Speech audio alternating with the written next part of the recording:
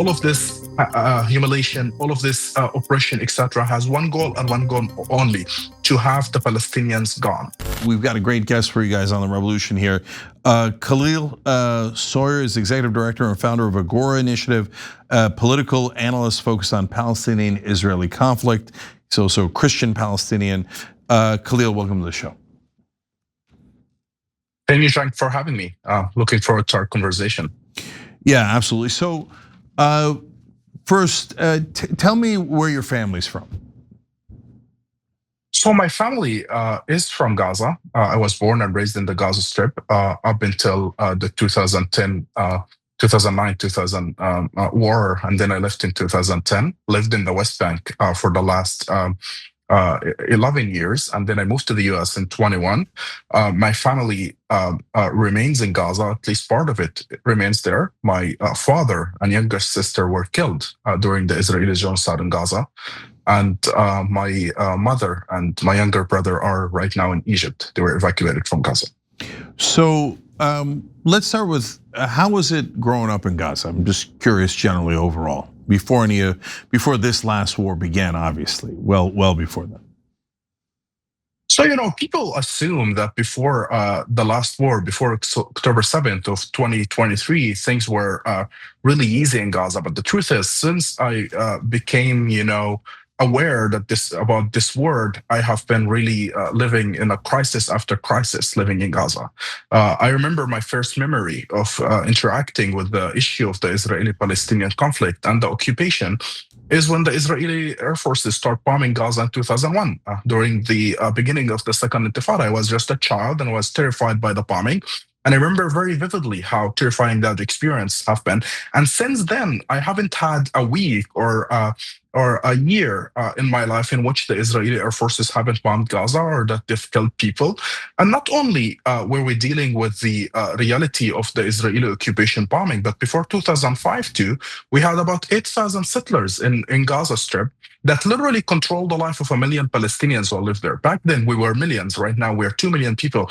But literally 8,000 settlers, Jewish Israeli settlers who were living in Gaza, control your life, control your water, control whether you can access your school or not. I remember sometimes that at my honor school where I attended, my teacher wouldn't come to school because what's called the checkpoint between the south and the north of Gaza is closed. And therefore, our class would be canceled. So even your education system is impacted by that. In addition to also a crisis that started after the Hamas took over in 2007, that included a full siege by the Israeli military in Gaza that meant, for example, that you get 6 hours of electricity instead of 24 hours of electricity because Israel doesn't allow fuel to get into Gaza. So all sort of challenges and obstacles were ahead of us way before October 7th of 2023. So two questions that come out of that, because I hear a lot about the Judeo-Christian heritage.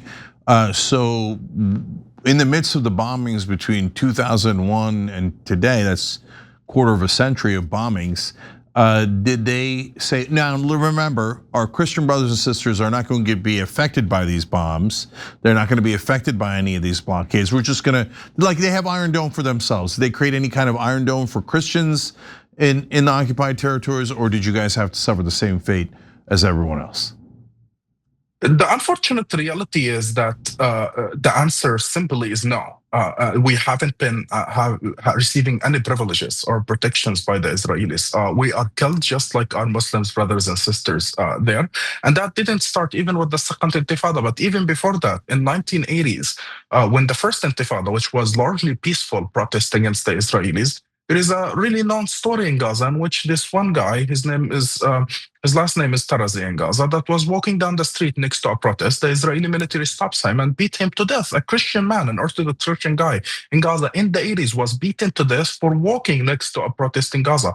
All my uncles on my mother's side, who happened to be from the West Bank, from Ramallah, were arrested during the First Intifada for protesting, for demanding freedom to the Palestinians, for demanding at that time, the slogan was indeed a two-state solution, for demanding a state on 20% of our historical homeland. They were arrested and thrown in jail for that. Then in Gaza, we were bombed over and over again by the Israeli military. But let me give you another example in which, Christians are impacted by the occupation even more than our Muslims brothers and sisters, especially in Gaza. And that is the issue of demography. Christians in Gaza have been facing an existential crisis due to the fact that their demography is decreasing and the numbers is lacking more and more. And the main issue here is the occupation.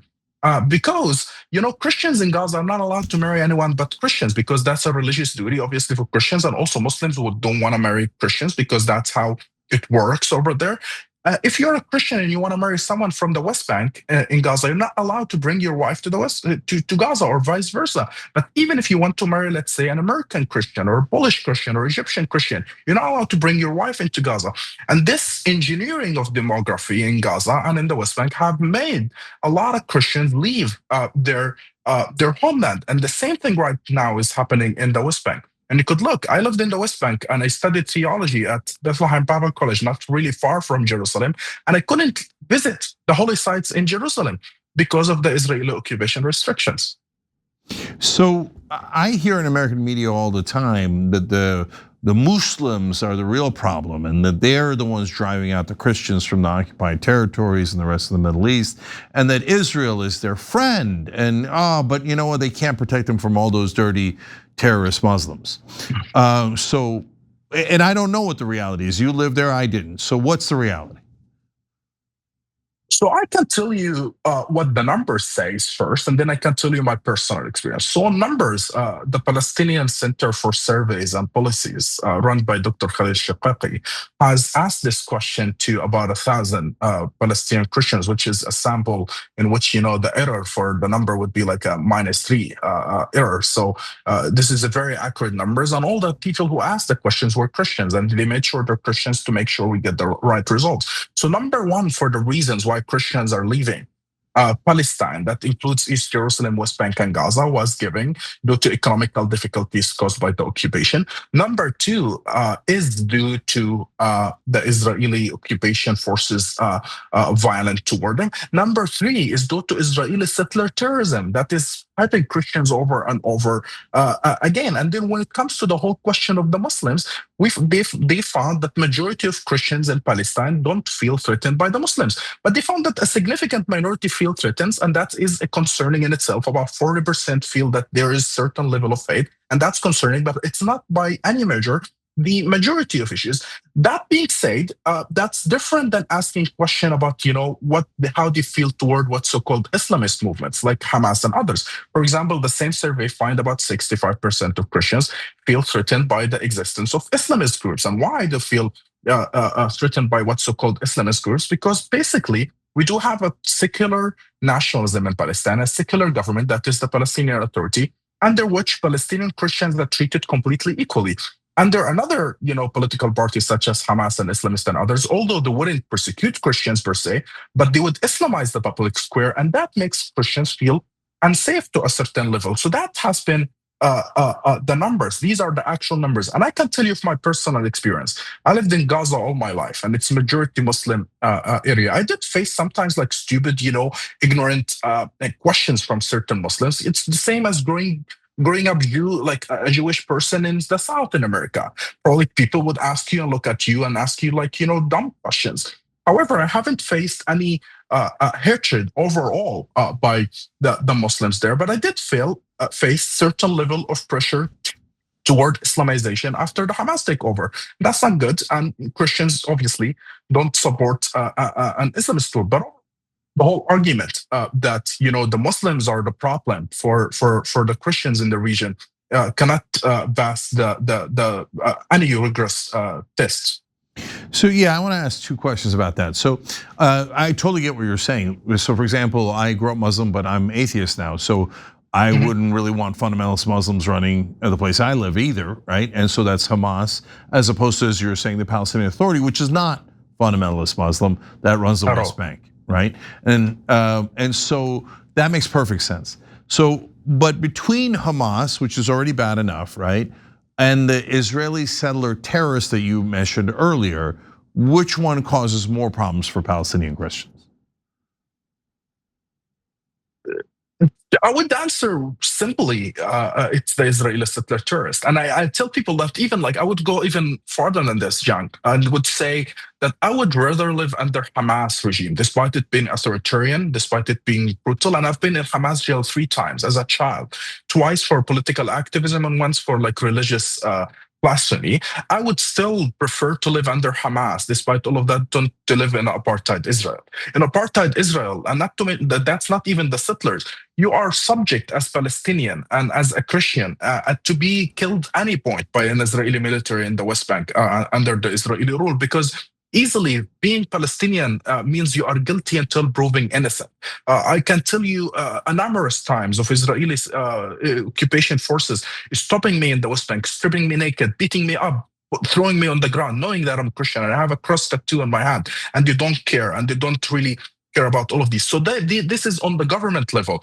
On the settler terrorism level, it's even worse, because these people literally believe that the Christians and the Muslims are their enemy. And many times they are even go farther to say Christians are more of an enemy, because Christians do not believe in monotheism. They don't believe that God is one. From their point of view, the Trinity is a heresy, and therefore they're driven more with toward violence and terrorism toward Palestinians. You look, they are grabbing lands that belongs to Christians. Today, this is happening in Beit Sahur, a town a couple of miles away from to the east of Bethlehem, where the shepherd field is, and where the shepherds historically believed to have come from to Bethlehem. They are attacking Taiba, a village to the northeast of Ramallah, just few kilometers away from Jerusalem.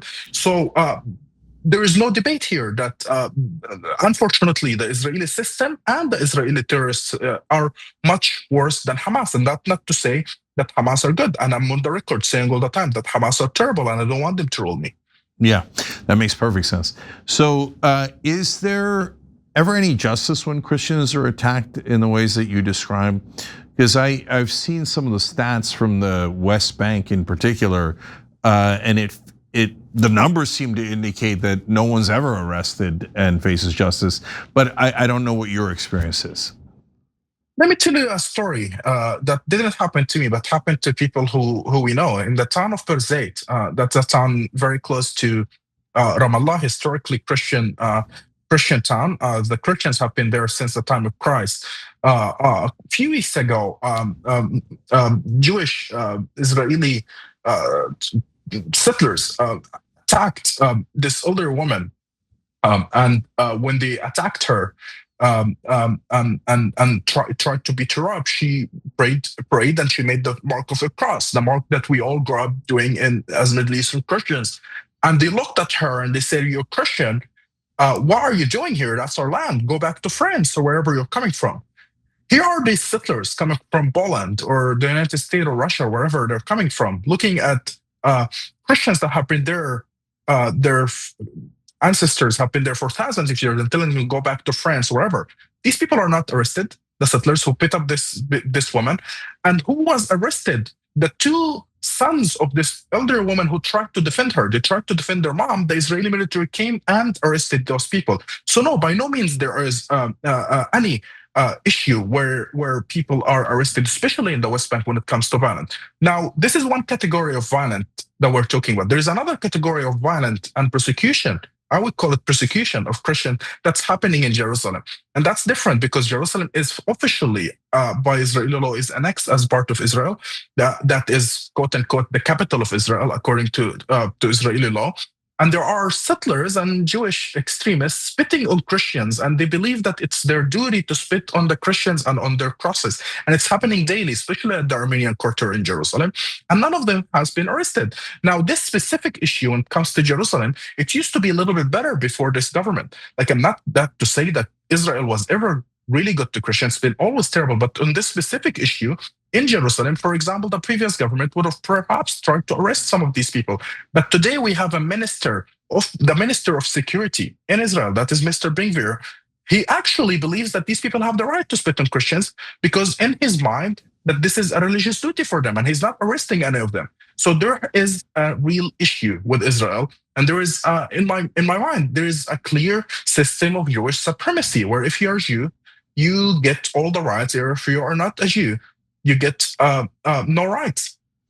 Yeah, so look, for Jewish Americans, that's gotta sound so strange because no one does that here, right? That's crazy. I've never seen a Jewish person spit on anyone, right? And they'd be horrified at the thought.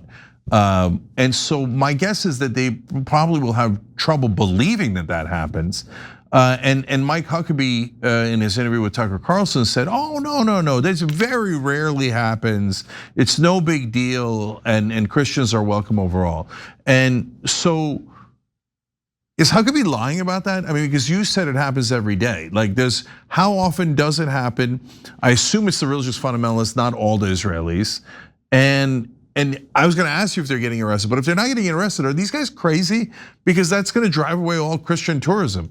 So what's happened here? Is it like, have the religious fundamentalists basically taken over the Israeli government? So to start with, let's consider the question of the question of Jewish Americans. Of course, our Jewish Americans brothers and sisters are not responsible for any action, as far as I'm concerned, that has to do with the state of Israel, specifically with these extremist factions within Israel that believe that spitting on Christian is okay, etc. However, on the other hand, we can't just turn our faces and ignore the fact that this has been happening daily. And people who are aware of what's so-called religious Zionism within Israel knows well that within what's so-called religious Zionism, that is, Tzayanim Le'umim in Hebrew, have these thoughts for so long. And these are the kind of thoughts that you would find it being taught at, Beit Midrash and others in the settlements in the West Bank. These kind of supremacist ideology are an issue. And if you ask Jewish scholars in the US who have been dealing with those issues, and I can recommend you some names at some point, they will tell you that this is a serious issue and serious debate within those communities. It's a problem. Now, of course, also not all Israelis believe in that. When it comes to the Palestinians, majority of Israelis, unfortunately, are quite radical in the sense that they believe in certain level of violence toward Palestinians. But not all Jewish Israelis are religious, and not all of them also extremists in their religiosity to believe that it's okay to spit on Christians. Now, that being said, it doesn't mean that it's not happening. Even if it was like 2 or 3% of the population that are doing this, but it's happening, and it's happening daily in Jerusalem. And it's been ignored by the government. That is the issue. Now, when it comes to Ambassador Huckabee, and I watched the interview with Tucker Carlson, and I cannot help but know that he lives in a bubble in Jerusalem. He lives in a bubble at the American embassy there. He lives in a bubble when he meets only a specific people. I can tell you for a fact that he haven't met with a single Palestinian Christian, except when he went to Taiba to visit. After we demanded over and over again that he should visit the Taiba, after that's a Christian village in the West Bank, after it's been attacked over and over again by Jewish extremist settlers. But he chose, for example, to meet with one Arab Israeli guy. His name is his last name is Shlayan, who is a former Israeli officer and who's running an organization trying to whitewash Israelis' crime toward the Christians in the Holy Land, and emphasizing a unique sort of Israeli Christian Zionism per se. So he lives in a bubble. He meets only with the people, from Christian Zionist organizations like the Christian Embassy and others, and he really lives in a bubble. He doesn't connect to the indigenous. The indigenous Christians in the Holy Land, and moreover, he even claimed in his interview that preventing Christians from going to the holy sites due to security reasons, and that we Christians are also susceptible to the idea of suicide bombers. Now, historically, there have been zero Christian suicide bomber in Israel. So to claim such a thing, it's just extremely bizarre. I don't know in what world Mr. Huckabee lives. Yeah, it was super weird because he's supposed to be a Christian pastor or something. And in that interview, he kept saying, no, the Israelis really got to make sure that the Christians just can't go to any old church, etc. Because the Christians could be terrorists. There's Israeli settler terrorists all over the West Bank. And you're blaming the Christians? Like, it's maddening. So he also talked about, you can go to any church you like. Is that true? If you lived in the West Bank, could you go to any church you want in Gaza or Jerusalem or anywhere else in Israel? course, no, you can't. It's impossible. I can tell you, I lived there for 10 years in the West Bank. That's because Gaza is a whole thing. It's a whole different thing. Although it's part of the Holy Land, historically Christians are from the rest of what's known as Israel. I mean, my grandpa is not originally from Gaza. He came from a city called Mashdal that doesn't exist anymore today. It was wiped off in 1948. My other grandma from my mother's side is not even from the West Bank. He's from Akko. And he just happened to be visiting Gaza. And then, in 48, he wasn't allowed to return to his home. So people in Gaza are not allowed to visit the rest of the area. And people in the West Bank are the same. It's special, except, sorry, if they acquire a specific permit. That is really difficult to get, and many times it's impossible to get. In 2012, I tried to go to celebrate the Palm Sunday in Jerusalem. I was living in the West Bank at that time. I was 18. I tried to go through an Israeli checkpoint to go celebrate this religious holiday. I got arrested by the Israeli military. I was abused. I was there for a night, and then I was released back. So if you try as a Christian without permit to try to access Jerusalem, which by the way it's not even Israel, it's an occupied territory under international law, you'll get arrested, you'll get abused, and you will not be allowed to visit those holy sites. I mean, the way that the way that they abuse Muslims is already horrific, and we should all be outraged enough by it, right?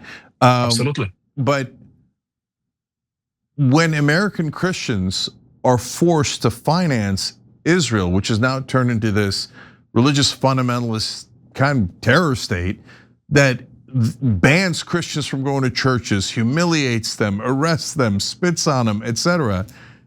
It's unreal that our politicians are like, yeah, of course, Christians should be treated that way.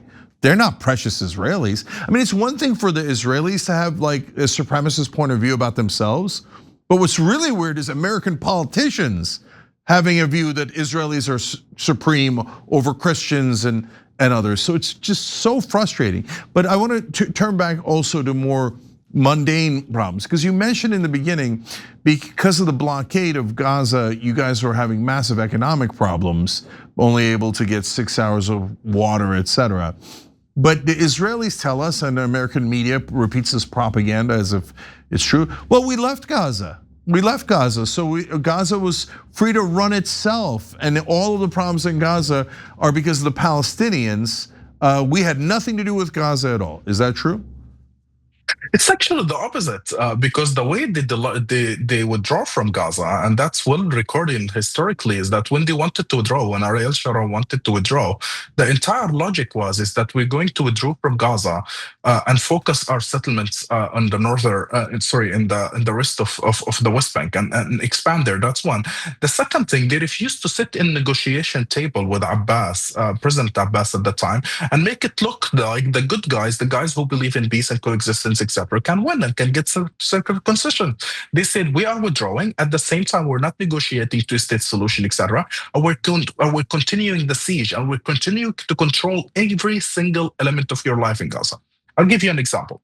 If you are a newborn baby in Gaza, you were just born yesterday, you need to have a specific number that is a national number, national identity number, something similar to Social Security here in the US, that is issued by Israel in order for you to exist as a human being and has passport to travel abroad. And that is issued by Israel. So imagine you're telling me you're left on the one hand, but on the other hand, I need an ID number to go through the Rafah crossing and travel anywhere in the world. And today, some refugees in Egypt who are born, like new kids that are born there, Israel is not even issuing an ID numbers for them, and therefore they don't exist in the system, and they don't have the right to return, but they do not exist. They are like undocumented. So that has been the case since 2006, since the withdrawal. They didn't allow fuel. They bombed, the electricity generators, etc. Food wasn't accessible. Education materials weren't accessible. People weren't allowed to travel back and forth. So no, they didn't leave Gaza at all. They rather used Gaza as a tool to, on the one hand, show the world that, look, Palestinians can't run a state and therefore we shouldn't negotiate a two-state solution with them. And on the other hand, to keep the Palestinians divided between the West Bank and Gaza. And then Netanyahu would look to the world and say, and he used to say that before October 7, look, we can't give the Palestinians state because they're divided. And when the Palestinians tried to unite, he would say, oh, look, they're making reconciliation with Hamas, the terrorists. So it's a game that it's in designed by the Israeli government. Yeah, I mean, that last part there is like such an obvious trick, right? To say, well, I can't do it because they're divided. Oh, they're together? Yeah. Well, they got together with Hamas, so I can't do it. So either way, you can't do it. But not a single national media reporter in America has figured that out. They just reported dutifully like, oh yes, of course, you cannot do it united or separate. Israel's right about everything. It's absurd. Right. And that's the sad part, is that the media does not report it, and people don't understand really that the reality is, like, everyone wants to shout about Hamas, right? Everyone wants to shout Hamas is the problem, Hamas is the problem, etc. I was one of the first Palestinians to say on October 7th, right away, that killing civilians, what Hamas have done, is a crime. It's unacceptable for me as a Christian and for me as a Palestinian. We don't believe in that. We don't believe in killing civilians, period. However, no one has said at all that since the 80s, not even since the last 10 years or 20 years, Israel has been so much invested in Hamas. Like, this is your own making. You literally made up Hamas to rise against the PLO, so you divide the Palestinians and that you turn them into extremists and then tell the world, look, they're bad. We can't have peace with them. And it's so sad that despite that this is historical record, so proven, that American media doesn't talk about it. And even sometimes, even us, the Palestinians in the West, don't recognize how many times groups like Hamas are being used by the Israelis to undermine us, because what the Israel is interested in, and I would say this very loudly and clear, is to genocide the Palestinians, ethnic cleansing, and get rid of them. What October 7 done, from my point of view, it expedited what Israel always wanted to do. And that's in part why I opposed Hamas and others, because it expedited the process that Israel wants. What I'm interested in is buying more time so Palestinians can construct themselves and work towards liberation. Yeah. So you just mentioned the Rafah crossing a minute ago. Breaking news is that Israel has closed the Rafah crossing again, and they will start starving the Palestinians again. No food and medical aid in. Why? I mean, what does that have to do with the war in Iran? It has nothing to do with it, but just more aggressive, inhumane, cruel punishment by the Israelis against Palestinian Muslims and Palestinian Christians in Gaza. So last question for you though, Khalil. So a lot of this stuff that you explained, I mean, there's the cutting off the food, the cutting off the water, the electricity, and the beatings and the prisons. But like, especially the parts though, when you explain when they stripped you down to no clothes, when the Israelis were arresting you, and the not allowing the churches and the spitting on the Christians and all these things. It feels like a campaign of not just oppression, but humiliation. And that's the sense I get whenever I talk to any Palestinian, like overwhelming humiliation. Am I hearing that right? And then can you like begin to try to figure out why? I mean, you already are taking the land, you're already oppressing people, you're already not allowing them to have any freedom for 5.5 million Palestinians. Why the extra humiliation? It's absolutely about the humiliation. There is no question in my mind. Every time they want to strip you down, they want you to, they throw you on the ground, they talk to you in a very rude way, etc. What they're telling you, and they say it sometimes in Hebrew, the word I translate literally, we are the lords of this land. That's the words they use all the time. And you are foreigners here. One time, this one soldier, I tried to just reason with him, just explain to him that I did nothing wrong, etc. And he looked in my eyes and he said, this is the land of Israel. Obviously, that's in the West Bank. It's factually wrong. And you are to obey my order as a Jewish person, since he's a Jewish person. So you hear this over and over again. There is a sense of that you have to submit to their supremacy. In one of the ministers of the Israeli government today, his name is Bezalel Smotrich, published a paper in 2017 called The Decisive Plan, in which he states the following. we have to instigate war in that region, or an intifada or sort, in which we have to push the Palestinians, all the Palestinians, out of what he calls Israel, that is from the river to the sea, including Gaza and the West Bank, except those who accept Jewish supremacy, except those who accept the Jewish sovereignty, he calls it, which I call it Jewish supremacy, because what they mean by Jewish sovereignty means that you have to accept that you are less of a human. And obviously, no Palestinian would accept that. And they know that, because no human being can accept that they're less than another race, and therefore they'll all be pushed out. That is the logic. That's what continues. As to why this humiliation, I think in my mind, the answer is very simple. They want you to leave. That's what it is. They want you to leave. They do everything for us to leave, and that's in their policies. And I can tell you that in 2023, before the genocide in Gaza started, I tried to go back to the West Bank, because that's where I came here for grad school, wanted to go back. And they told me on the border, as I tried to cross from Jordan, you're not allowed back. So I'm not allowed back to my home country. I'm not allowed back to my home country. I was so much in their humiliation there. And yet, despite all of that, wanted to go back and live in my own country and start a Christian family and raise my kids in the Holy Land. And I'm not allowed. And many other people are not allowed as well. All of this humiliation, all of this oppression, etc., has one goal and one goal only: to have the Palestinians gone.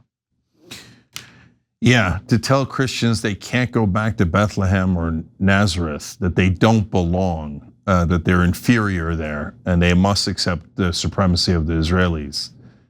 And then to have American politicians and media tell us about Judeo-Christian heritage and how we have to support Israel with all of our money because they're our friends and allies. I mean, it's beyond outrageous. Khalil Sawyer, thank you so much for joining us and telling us these stories. It's really important for the rest of the world to hear this, because unfortunately, our media here in America won't ever criticize Israel. And things that are real, things that are lived experiences of people, things that are backed up by facts and numbers, they keep all of that from the American people to make sure that they continue to support Israel, and now against the wishes of the American population. But thank you for shining a light on this and telling us how Christians actually live in the occupied territories. We really appreciate it. Thank you, Cenk. Thanks for having me.